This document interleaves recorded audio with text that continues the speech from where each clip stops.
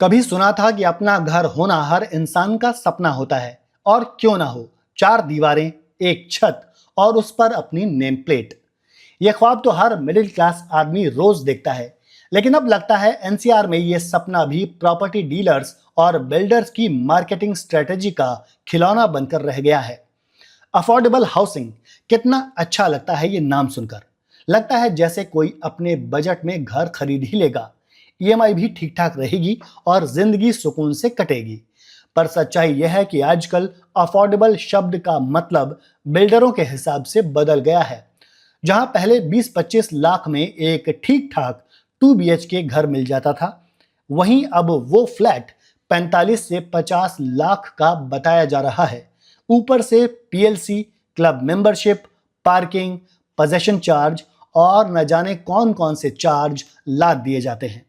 अब हालत ये हो गई है कि अपना घर मिडिल क्लास की पहुंच से बाहर हो चुका है। पहले सोचते थे कि थोड़ी बचत करके कुछ लोन लेकर घर खरीद लेंगे, लेकिन अब ईएमआई इतनी भारी हो जाती है कि बाकी की जिंदगी सिर्फ बैंक के लिए जीनी पड़ती है। सैलरी उतनी बढ़ती नहीं जितने तेजी से प्रॉपर्टी के दाम बढ़ते हैं। दूसरी तरफ हर शहर में प्रीमियम प्रोजेक्ट्स की भरमार है।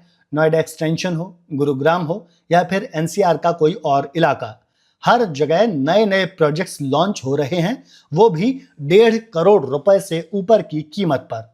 बिल्डर्स की मार्केटिंग देखिए, लाइफस्टाइल जो आपकी सोच से परे हो, एक्सक्लूसिविटी का अनुभव जहां हर सुबह रिजॉर्ट जैसी लगे। लेकिन असलियत यह है कि आम मिडिल क्लास की सुबह तो मेट्रो पकड़ने की दौड़ में निकल जाती है। वो कहां से सोचेगा रिजॉर्ट वाली जिंदगी। सवाल यह है कि जब देश की बड़ी आबादी मिडिल क्लास और लोअर मिडिल क्लास में आती है, तो फिर ये सारे प्रोजेक्ट्स किसके लिए हैं?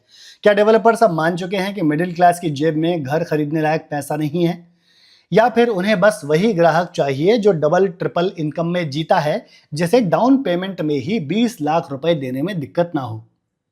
एक समय था जब ग्रेटर नोएडा, गाजियाबाद, फरीदाबाद जैसे इलाकों को अफोर्डेबल कहा जाता था, लेकिन अब वहां भी दाम आसमान छू रहे हैं। और अगर थोड़े सस्ते भी हैं, तो या तो कनेक्टिविटी खराब है या इंफ्रास्ट्रक्चर अधूरा है। कहीं बिजली नहीं, कहीं पानी नहीं, और जो इलाके थोड़े अच्छे हैं वहां प्रॉपर्टी डीलर अफवाहें उड़ाकर दाम और बढ़वा देते हैं।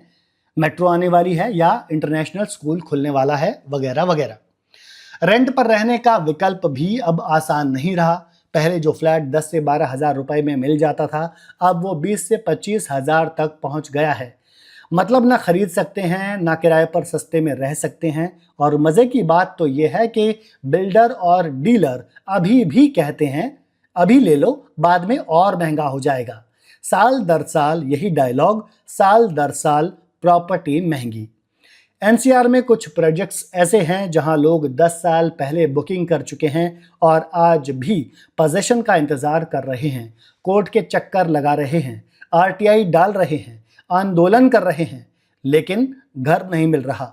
और जो मिल भी गया, उसमें क्वालिटी इतनी खराब है कि 2 साल में ही सीलन, लीकेज और टूट फूट शुरू हो जाती है। हाँ, लेकिन कॉमन एरिया में क्लब हाउस चमचमाता दिखाई देता है, जिम में एसी है और मार्केटिंग की फोटो में स्विमिंग पूल नीला चमकता दिखाई देता है। आम आदमी की जरूरत सिंपल सी है, एक साफ सुथरा घर जो उसके बजट में हो, जिसमें वो अपने परिवार के साथ इज्जत की जिंदगी जी सके।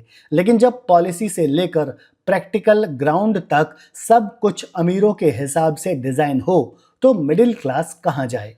आम आदमी की सैलरी 5 से 10% सालाना बढ़ती है, लेकिन प्रॉपर्टी की कीमत 20 से 30% तक चढ़ जाती है।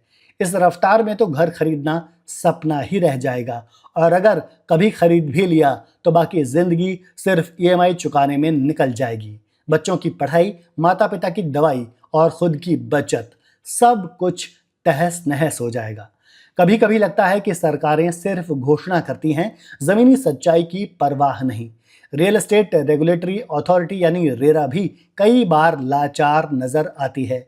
कुछ केसेस में कार्रवाई होती है, लेकिन बड़ी मछलियां बच निकलती हैं। जब तक बिल्डर और प्रशासन की मिली भगत पर लगाम नहीं लगेगी, तब तक घर सिर्फ होर्डिंग्स और वेबसाइट्स पर ही मिलेंगे, हकीकत में नहीं। हालात ये हैं कि शहर बसते हैं लेकिन इंसान उजड़ता है। एनसीआर जैसे बड़े इलाके में भी अगर लाखों लोगों को सिर छुपाने की जगह नहीं मिल पा रही, तो ये विकास किसके लिए हो रहा है? ये सवाल सिर्फ रियल एस्टेट से नहीं, सिस्टम से भी है। अब शायद वक्त आ गया है कि हम अफोर्डेबल हाउसिंग की परिभाषा को फिर से तय करें, आम आदमी की जेब देखकर, उसके हालात समझकर।